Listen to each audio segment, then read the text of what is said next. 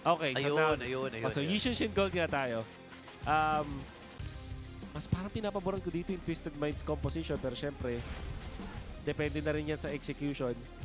I'm raising a lot of questions dito sa may Yuzhong pick. Oo. Tingin ko lalo na nilaspikan siya ng Phobius. I feel like dito extremely nanalo yung side ng Twisted Minds. And for Twisted Minds na nanalo ng game number 2, malaking momentum ang meron sila papasok dito sa ating last game of our opening day ng Season 17. Kung umabot kayo dito, i-comment nyo yung team na gusto nyong manalo. And of course, humiyaw kayo kung nandito sa loob ng MPL Arena tuwing nakaka-kill objective ang inyong mga favorite teams. We are in the last game. Men, biruin mo kanina pa tayo dito. Alam mo, na-miss natin kasi ang isa't isa. Oo. Maganda na masulit natin itong unang araw ng regular season. Marami naman talaga nakamiss ng MLBB action dito sa Pilipinas.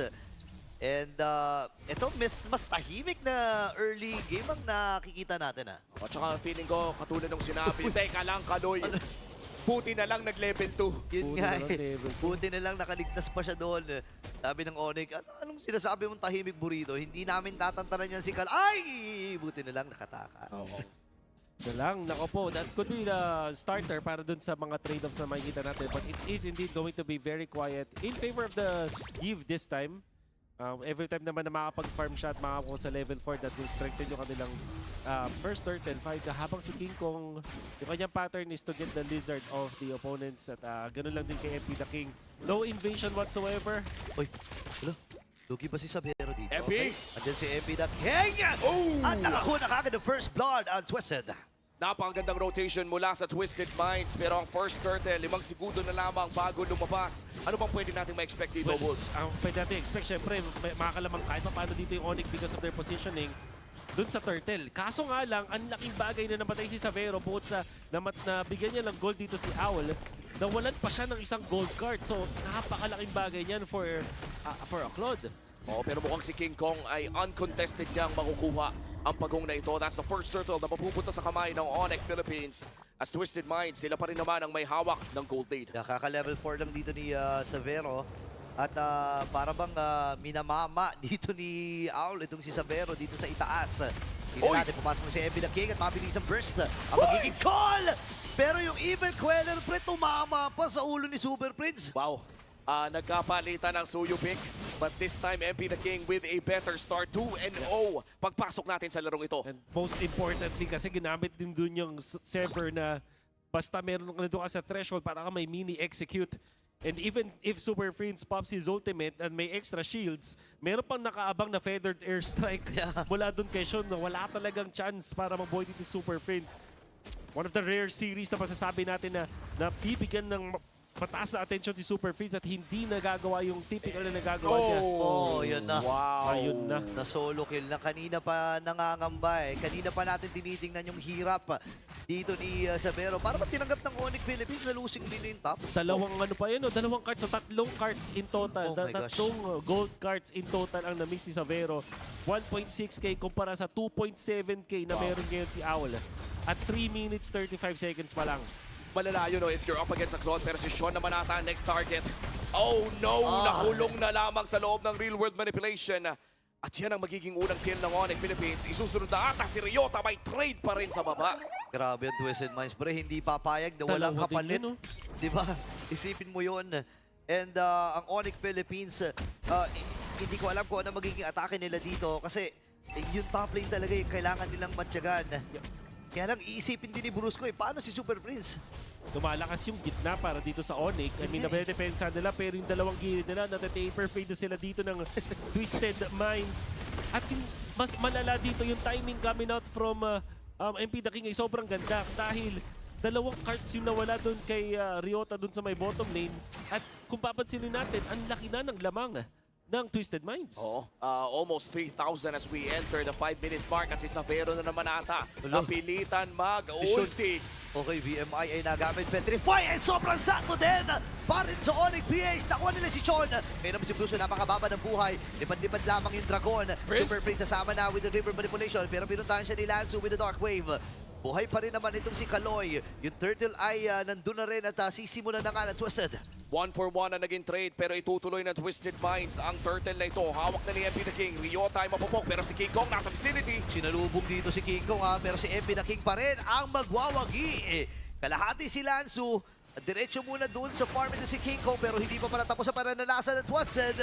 At yung flickering na force para kay Super Prince. Oo, medyo napipilayan na talaga ang Onyx Philippines. At si Owl ngayon ay poprotektahan naman ni Kaloy. Para bang naging sa pabor ng Twisted Minds ang huling 2 minuto ng larong ito. Wolf, ano ba yung ginawa ng Twisted Minds dito na nagbigay sa kanila ng ganong klaseng kalamangan? I would say yung rhythm na paglalaro dito ni MP the King, sakto yung rotation dun sa may top lane na nakuha siya ng kill kay Savero. Tapos nung pangalawang cycle ng mga farm niya, ay balik siya dun sa may top lane, tapos na-denayan ng dalawa ulit na cards. Then pagdating niya sa bottom lane, nakuha siya ng kill, whereas MP the King, whereas si King Kong, nung nagpa-farm siya dun sa may kanan, ang nangyayaring gulo ay dun sa may top lane.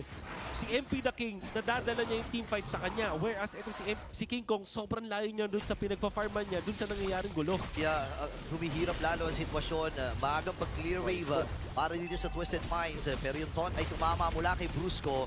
4 na miyembro pa naman. Sean nag-reposition. Alam niya ata na may tao dyan. Gagamitin yung pulse. AOG, walang tinamaan. Si Kaloy ay maiipit din. Makakatakas ba? Yes sir na. Gamit yung flicker. Pero si Owl sa may itaas. Nakuha din ni Atoy. Pero di pa natapos ito. Super Brent. Napagsakan ng 3 River Feathered Earthstrike. Habang si Atoy Are kailangan ng umatras. Lansoy nag-dive din. Pero si Savero yan, 2v1 to, 2v1 ang magiging aksyonan. Papalit siya ng target, pero yung Flicker and Dark Wave will secure that kill. Pakakabawi din naman si Savero ng isa. What a microplay mula dito sa Admiral. Pero para bang nalugi pa sila sa nangyari doon dahil nabigyan ng konting paghinga si Savero. Yun ang advantage sa Onic. However, hindi natin napansin dun sa magkaroon ng kaguluhan na nakawan sa muka ni MP the King ng farm etong si King Kong, that orange buff. Na advantage ngayon ni MP the King, tinanggal niya kay King Kong. Ngayon, lamang na rin siya ng levels. Okay, walang Feathered Earthstrike and yung pagong ay hawak-hawak din dito ng Onic. Nag-aabang na si MP the King para nakawin ng objektiba. And this time ay mamamatay din si MP. River Manipulation na gamit ni Super Prince. Nakapatay din sila dito at si Kaloy ang kanilang napili. Pero habang nangyayari mga bagay na yun sa itaas na bahagi, bro, tumatrabaho lang si Owl. Saktong trabaho lang, tahimik lang sa simula. At si Owl ngayon ay nakakapag-farm pero lumiit ang kalamangan ng Twisted Minds mula almost 3,000 down to 2,000 at nakakapag-push at farm na rin si Savero. Yes, because of that shutdown, although ang ganda at ang cool nung ginawa doon ni MP the King, wala siyang tropa para depensa niya siya para sa pag-out niya. And Super Prince was ready with the ultimate. King Kong was there as well. And then si Savero, yun yung best na scenario doon para sa side ng Onyx Philippines na bigyan ng isang kill. At actually, napaliit yung lamang ng kanyang katapat with just 800 gold now in favor of Owl. Malayo pa rin na kailangang akyatin ni Savero at ni King Kong, but that's a step in the right direction para sa Onyx Philippines. Mukhang makakadepensa naman ata ang Twisted Minds doon sa may bandang itaas. Pero mukhang hindi na nila i-risk. Savero taking down another turret. And that almost equalizes the game para sa Twisted Minds and Onyx. Balik na naman tayo sa wala pang 1,000 ang kalamangan ng Twisted Minds. Ito naman yung maganda para sa Onyx, no? Stable pa rin yung kanilang kalagayan. Mahaba-haba pa naman para doon sa Lord, kaya may kakayahan pa mag-set up itong magkabilang kupunan doon sa long lane. Pero si MP the King ay humahap din na rin. Level 13 na rin ito. Pagdating sa Eritrean, masasabi natin lamang siya, uy, wait lang, the-taunt. Tumama doon and yung Petrify! Oh my goodness, yung skill management ng Onyx PH and the spells. Talagang nakitilang buhay ni MP. Yung vertical doon si MP the King at doon siya na-punish. Don't coming out from Brusco. Okay, atrasan muna sila dito. Yung river manipulation ay na-i-box na nga para hindi makalapit ang Twisted at hindi mapigilan ang kanilang plano. Pero doon sa may balbas pre, si Sean, nakabang din. Nakita na siya. Poke ay ginawa na niya. Tignan natin kung ano mangyayari. Hahawakan na ng Onyx Philippines ang Lord na ito. Twisted Minds may 4 na pinadala. Papasok na ang Admiral. Okay, pagkakataon na ata ng Dragon na ito na pumunta sa likuran. Ang baba ng buhay ni Lansu, same with Kaloy. At decidido na nga ang Onyx Page na kunin ito. At nasecure na nga nila ang Lord. King Kong with another retribution.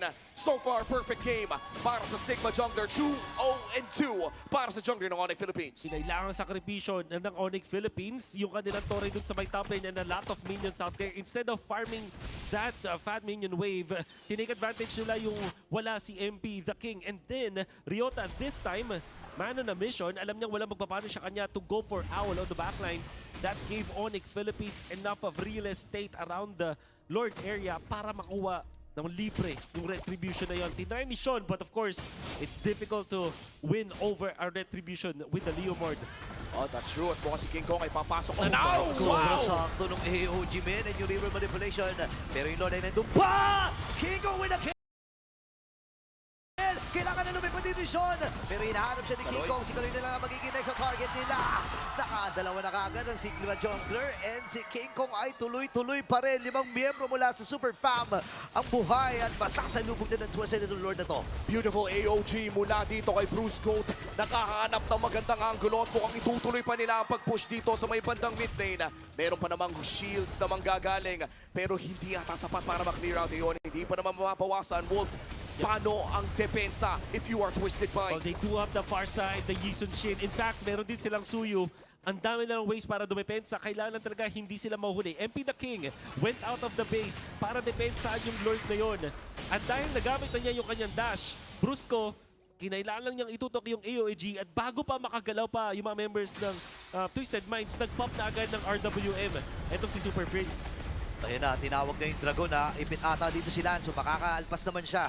Pero si Atoy ay ata ang hahabulin dito ng Twisted. Call pa nila dito ay rundown. Pero ang ganda ng mga nilalapag na skills ng Onyx para hindi na nga humabol ng pilit dito ang Twisted. Honestly, Sean, ang ganda ng pwesto. Ang ganda ng pwesto ni Sean. Wow. Pero wala siyang gagawin para i-burst ng tuluyan itong si Savero. AOG na gamit din. Nakakagulat na walang nakuwang inhibitor turret ang Onyx Philippines doon. Yeah, well, if you're facing up against Farsa, Yisun Shin, and Suyu, napakahirap nga naman talaga. But we cannot deny the fact na nasa kanila ng advantage ngayon, na nasa kanila na din ang momentum. Every time na makakahanap ng launchpad, ito si Brusco na mag-pop ng kanyang ultimate, ang kailangan niyo gawin is extra stun. At kahit microsecond stun lang yun mula kay Super Friends na with the ultimate na merong ensnare, enough na para ma-lock in place sa mga members sa Twisted Minds to follow up with the AOG. At alam naman natin, pag tinamaan ka na ng AOG, napakadali na lang ilan ng taunt of the Unbreakable afterwards. And syempre, si Ryota tumutulog din with the Petrify. Minsan, hindi na nga niya ginagamit Dragon plus Petrify. Petrify lang muna para lang ma-secure yung real-world manipulation na masusulit. Minsan nga hindi nila ginagamit yung Petrify hanggang hindi siya nakakakita ng target na gusto niya talagang pa-petrify for Onyx Philippines right now. Naging maganda ang laro ni King Kong pati na rin ni Brusco. O near perfect KDAs and games para sa dalawang miyembro ng Onyx dito. That for Twisted Minds, may chance pa naman silang lumaban sa Lord na ito. Dangerous grass ang ating mapa. Maraming kailangan i-check. Pero mukhang ang Vision Game ay nilalaro ngayon ng Twisted Minds. Okay, hawak ni Atoy R yung balbas ha. Pero si Kaloy ata ang kanilang buburuan. Kalahati kagad. Even Queller. Pero magme-meditate lang dito si Kaloy. Andun yung BMI. Napatalo na si Brusco. Naku, delikado ata. Nagamit niya rin yung kanyang Revitalize. Hahawakan muli ni Savero. Masyadong mapangit ata yung kanyang position doon. So magre-reposition dito si Savero. Bibitawan uli nila yung Lord. That's a flicker burnt para dito kay Super Friends at pati na rin ang revitalize ni Brusco. Meanwhile, para sa Twisted Minds, si Sean ay gumamit na rin ng flicker. Halos kompleto pa ang battle spells ng Twisted Minds. And to add to that, yung Petrify na gamit na ni Ryota. Fortunately, hindi niya ginamit ang kanyang ultimate. So, ultimates are still available for most of the members of Onyx. Pero napakalaking bagay na walang Petrify for 30 seconds and revitalize as well. It's gonna be smarter for Onyx to delay and reset lang dito, maghanap ng mistakes mula sa Twisted Minds. Great poke, Savero masasaktan na, pero wala pang all-in na magaganap. Oy, teka lang! Uy, si Aul ha. Si Savero at ang target niya. Naku, ang baba ng buhay ni Savero. Kailangan niya atang umuwi dito para mag-replenish ng kanyang buhay. And maaaring go signal ito. Kalahati kagad si Brusco. So yung mga vital heroes from Onyx ay ang bababa na ng buhay. Pero teka lang, nagla-lifesteal na rin si Savero on this Lord. 2,000 lamang ang kalamangan ng Onyx. Pero mukhang nararamdaman na rin natin yung kasakitan ni Sean AOG on to 3. Kaya lang siya pagtutulong-tulungan. Nandun na ni yung Dragon. Brusco nakakuha pa ng kill! flicker mula dito kay Lansu at nabugaw na nga ng tuloy ng Twisted Minds. Round number 2 ba ang kanila magiging call? Madali ang Lord para kay King Kong. Pero si Brusco ay tuloy-tuloy pa rin. Siya ata magiging sakripisyo. Si Ator ay nakamatsyag. Ihiligtas pa ba nila dito si Brusco? Parang hindi na nga ata. Pero doon yung Dark Wave. Real World Manipulation as well. Kaya lang si Aul ay mapapaatras na. Naku, si Lansu mapapatay pa rin ata dito. Si Kiko pupunta na sa likuran. Pero ang dami palang tao! Ang dami palang members from Twisted Minds! Pero si Kiko ay nakakuha muli. Super Prince as well. Tatlong miyembro pa ang inaantay na mabuhay. Doon mababa naman ang... ayun lang, buhay na din naman si Sean dito. Extended team fight ang naging reply ng Onyx Philippines. At tuloy-tuloy lang ang pagpasok ng Super Family. With that ultimate as well coming in from Kaloy. Mahaharap nila si Super Friends. Feather their strike from Sean to secure the kill. At makakadepensa naman ata ang Twisted Minds. Dangerous grass going in favor of Kaloy dun sa moment na yun. Pero nakita natin sa Onic ang ganda ng heads up play coming up from Brusco. Okay, nagamit na rin yung Dragon ha. Ginagamit lang talaga ni Atoy Arito para mag-push. At tagumpay ang Onic. Base at turret ang kanilang natunaw. Mapipigilan din naman yung pagbasag dun sa may bottom. So masasabi ko na tabla pa rin itong laro to kung titingnan mo, no? Sobrang tablado pa rin talaga. I wanna say though, may mga standout plays yung mga Onyx Philippines dun sa Lord fight na nangyari kanina. Nakita nga natin mula kay Brusco to start na with the AOG. Ang siguro nagulat doon yung Twisted Minds kasi hindi nila in-expect na unang tatalon pa si Brusco. At parang 2 seconds na lang bago magkaroon siya ng revitalize. Eventually napap niya pero hindi niya nasulit. Kaso nakakuha sila ng kill dahil nahanto na si Sean. Tapos that allowed Ryota to wait for his Petrify and his ultimate para masulit nila. Ang pinaka-notable sa kanya yung ginawa ni Savero nung malapit na maubos yung Lord. At ginamit niya yung Purify actively by diving sa 4 members ng Twisted Minds. Alam niya na meron siyang Purify at Wind of Nature. Mabubuhay siya doon no matter what. At hindi na nakakuha ng kahit anong steal yung Twisted Minds doon sa Lord. In fact, na-invite pa nga niya si Lansu doon sa Real World Manipulation at naka-minus 2 pa ang Onyx Philippines dahil doon sa active usage ng Purify mula kay Savero. And not to mention yung AOG na napakatulis pa rin ng pag-aim dito ni Brusco. Onyx Philippines right now mukhang nagising sila matapos ang Game 2 victory na Twisted Minds. 40 seconds bago lumabas ang ating pangatlong Lord ng larong ito. Looking at our objective score, lamang ang objectives in terms of turtles para sa Twisted Minds. Pero para sa Onyx Philippines, the last 2 Lords of this game ay nasecure naman nila. Kaya may 4,000 kalamangan at mukhang gusto pa nilang palakihin ito. 20 segundos na lang ang ating aantayin. Pero katulad nung sinabi ni Wolf, yung mid lane ay hindi na gaano ka-importante pagdating sa mga Lord dances natin. Yeah, ito yung kailangan tuunan ng pansin, no? Yung itaas na bahagi. And yun na nga ang ginagawa dito ni Savero. Nakaalalay din naman palagi si Bruso sa kanya kung saan siya tutungo. And ngayon, Twisted Minds, kailangan nila makipagsayawan dito sa Lord. Obligado silang sayawan itong Lord na ito kasi if in case na hindi nila makuha or hindi man lang sila makapitas dito sa Onyx, maaaring ito na ang simula ng katapusan para sa kanila. Oo. Ang tanong ay bibilisan ba ng Onyx o Binilisan, sasayawin nila? At mukhang bibilisan nata ng Onyx Philippines ang pag-take ng Lord na ito. 14K ang buhay ng Lord. Ngayon nagamit na rin yung Mountain Shocker. Revitalize para kay Brusco. Yung Dragon ay nagamit na! At si King Kong ay nakasecure na. Ngayon Flicker ay na-force na rin para kay Owl. Wala mang mamamatay doon sa tagpong iyon. Pero secured ng Onyx ang kanilang gusto. Napaka-scattered ng mga members ng Twisted Minds. Si Sean nandun sa far right. Kung sakaling gugustuhin dito ng Twisted Minds, mahihirapan sila lalo kasi parang bawat damage dealers nila between Suyu, between Yison Chin, and etong si Farsa, parang masyadong marami kailangan protektahan para sa Twisted Minds. Papasok na dito ang Onyx Philippines sa baba muna. That's 1 inhibitor turret. Nako, si Au lang nahuli. Pero makakatakas naman agad with the BMI. Nakot pa rin si MP the King. Pero yung Lord, nakatangkihin nata nila ito. Uy, humahapdi na rin si Savero dito. Lalapitan ni MP the King pero hindi sapat yung kanyang burst. River Manipulation mula Super Friends. Ang baba ng buhay ni Lanzo. Kailangan niya mag-replenish. Mabilis naman na pag-clear ang gagawin dito ng Twisted Minds. Round number 2 ba dito ang Onyx? Medyo kakalmahan lang muna nila. Aul, tamang pana-pana. Pero si Kaloy ay tumatapak dun sa new bagong bush. Andun yung Dragon, andun na rin yung Dark Wave, at tagumpay ang Datsu! pagbasag. Natore sa may bandang itaas, Datsu ay Wow! mamamatay din! Blazing duet mula kay Sabero, napuntahan yung likuran, at MP the King ay tutumba. Ngayong wala ng base earner dito ang ang Twisted Minds, at ang Onyx Philippines ay tatapusin na ang laban na ito. Wait lang, wala pa silang minions, inaantay lang talaga ng Super Bomb para tapusin.